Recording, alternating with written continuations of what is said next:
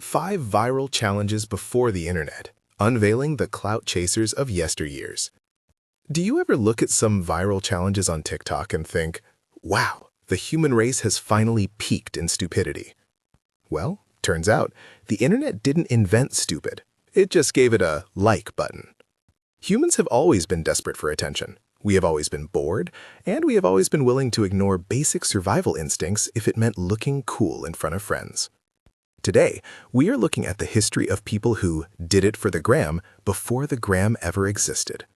Here are 5 viral challenges of the past. The Goldfish Swallowing Challenge, 1939. Let's start with the Tide Pod Challenge of the greatest generation. The year is 1939. The place is Harvard University. A freshman named Lothrop Withington Jr. is sitting at dinner, and he wants to assert his dominance.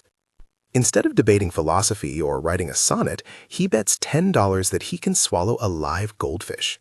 Lothrop grabs the fish by the tail, tilts his head back, and down the hatch it goes. Instead of getting kicked out of the restaurant, the press showed up to cover the story. What began as a simple bet soon became a sensational story, and a national leaderboard contest began. A guy at Franklin and Marshall College swallowed 3. Someone at MIT swallowed 42. A guy at Clark University swallowed 89 fish in one sitting. 89! This trend only stopped because state senators decided to put an end to it by passing bills to preserve the fish, and doctors started warning people about tapeworms. So, next time your grandpa complains about your avocado toast, just ask him how the goldfish tasted. Flagpole sitting, 1920s.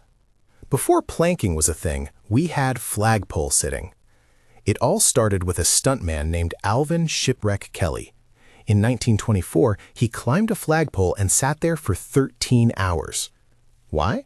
I don't know. Maybe he just really hated traffic. But because the 1920s were a fever dream, everyone loved it. Flagpole sitting became the main character energy of the decade. People weren't just sitting up there for an hour, they were living up there.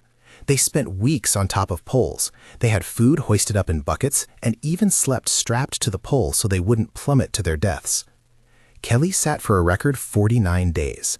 That means 7 weeks of eating, sleeping, and relieving himself directly above the heads of his adoring fans. Phone booth stuffing, 1950s. In the 1950s, we returned to physical comedy. This trend started in South Africa and spread to America like a plague. The challenge was simple. How many human bodies can you violate the laws of physics inside a standard telephone booth? There was actual strategy involved. You had the sardine method, where you stack people horizontally.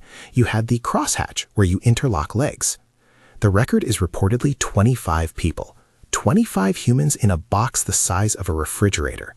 I don't know how that is medically possible, but I assume the person at the bottom of the pile is still there today. The Alexandra Limp, 1860s.